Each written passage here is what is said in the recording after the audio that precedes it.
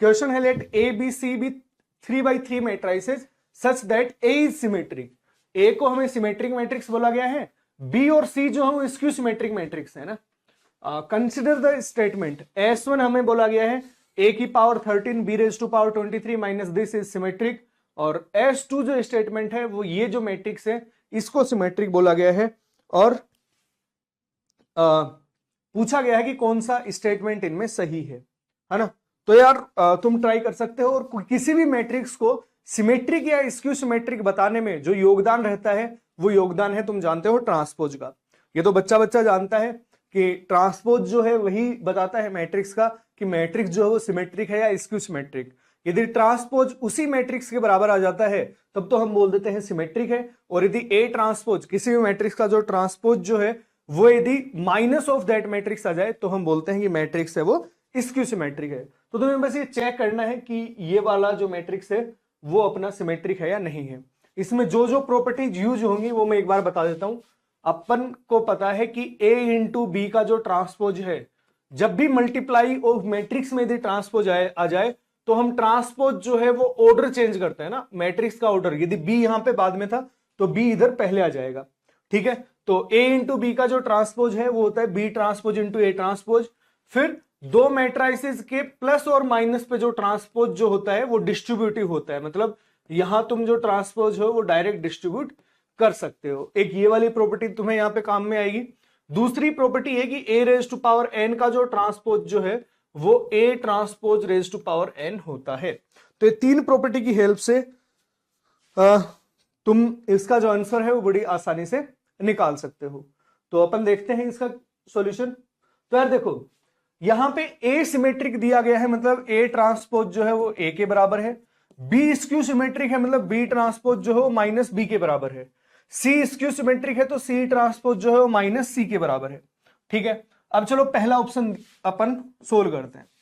पहला ऑप्शन है एक मैट्रिक्स गिवन है x, a raise to power 13 b raise to power 23 minus b raise to power 23 into a raise to power 13। इसको हमें बताना है कि ये जो है ये वाला मैट्रिक्स सिमेट्रिक है या स्क्यू सिमेट्रिक। तो सिमेट्रिक या स्क्यू सिमेट्रिक के लिए हम क्या करें, इसका ट्रांसपोज कर दें, एक्स ट्रांसपोज। तो इसका ट्रांसपोज क्या, मतलब इस वाले मैट्रिक्स का ट्रांसपोज। अब देखो ये यदि एक मैट्रिक्स है और ये दूसरा मैट्रिक्स है, इन दोनों के बीच में माइनस साइन है, तो जो ट्रांसपोज जो है मैंने बताया कि दोनों मैट्रिक्स पे डिस्ट्रीब्यूट हो जाएगा।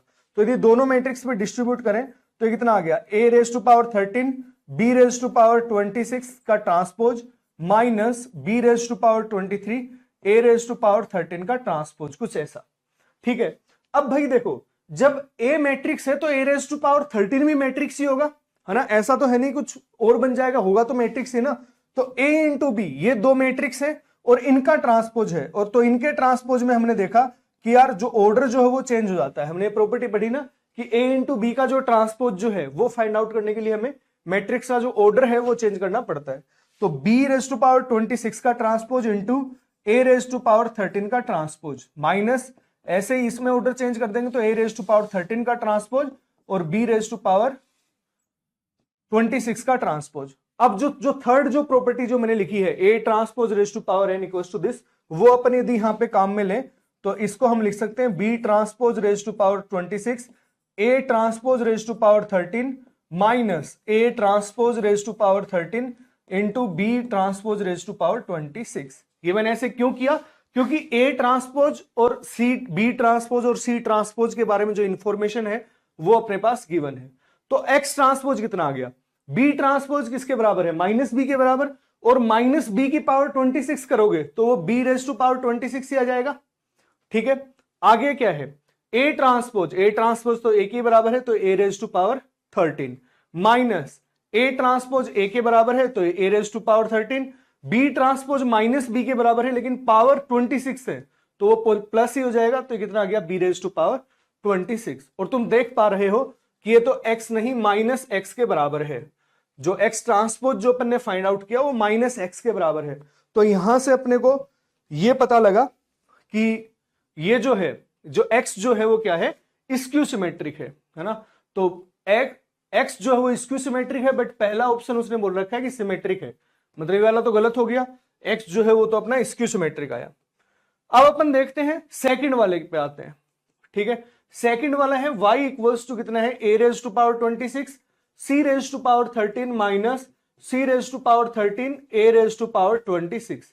यदि ऐसे ही इसमें यदि ट्रांसपोज करेंगे, देखो इसका यदि मैं ट्रांसपोज लूंगा तो ऐसे डिस्ट्रीब्यूट होगा ट्रांसपोज, फिर ये वापस उल्टे होंगे और उल्टे होके यहां पे आएगा c transpose raise to power 13 a transpose raise to power 26, है ना, सेम एज इट इज वही पैटर्न अपन फॉलो करेंगे, minus a transpose raise to power 26 into c transpose raise to power 13। समझ में आया? पहले मैंने a माइनस बी, ये मैट्रिक्स है, ये मैट्रिक्स है, इनमें ये वाली प्रॉपर्टी लगाई है, फिर मैंने इसका ट्रांसपोज लिखा तो ये इस टाइप से आ गया। अब c ट्रांसपोज कितना है, माइनस सी के बराबर है, तो minus C raise to power 13, तो ये minus C raise to power 13 हो गया, ठीक है। a ट्रांसपोज तो a के बराबर है, तो a रेज टू पावर 26 हो गया, minus a raise to power 26, भाई a ट्रांसपोज तो a के बराबर है, तो a रेज टू पावर 26 हो गया, c ट्रांसपोज माइनस c के बराबर है, तो ये प्लस c हो गया, c रेज टू पावर 13। तो अपन देख सकते हैं ये वाला जो मैट्रिक्स है वो तो same as it is y आ गया, सॉरी ये y का ट्रांसपोज किया, इसका ट्रांसपोज है, तो ये तो y के बराबर ही आ गया, है ना, सेम ये जो मैट्रिक्स लिया था उसी के बराबर आ गया। दैट मीन्स y जो ट्रांसपोज है वो y के बराबर आया। इट मीन्स y जो है, जो अपन ने मैट्रिक्स माना था, ये सिमेट्रिक है, मतलब S2 जो स्टेटमेंट है वो अपना करेक्ट ऑप्शन है। तो यदि अपन देखें तो पहला ऑप्शन है ओनली S1 इज ट्रू, बिल्कुल सही बात है, केवल जो S2 है वही सही है, और ओनली S1 इज ट्रू, तो ये गलत है, S1 जो है वो गलत ऑप्शन है। Both S1 and S2 are false, तो ये सबके सब जो ऑप्शन है वो क्या है, गलत है, ठीक है। तो पहला जो है इसका आंसर आ जाएगा। और तुम देख सकते हो कि जिस बच्चे ने ये प्रॉपर्टीज पता है तो डायरेक्ट 3 स्टेप में इसका आंसर निकाल सकते हैं। इतनी जो स्टेप्स है वो मैंने सिर्फ तुम्हें समझाने के लिए लिखी है, ठीक है।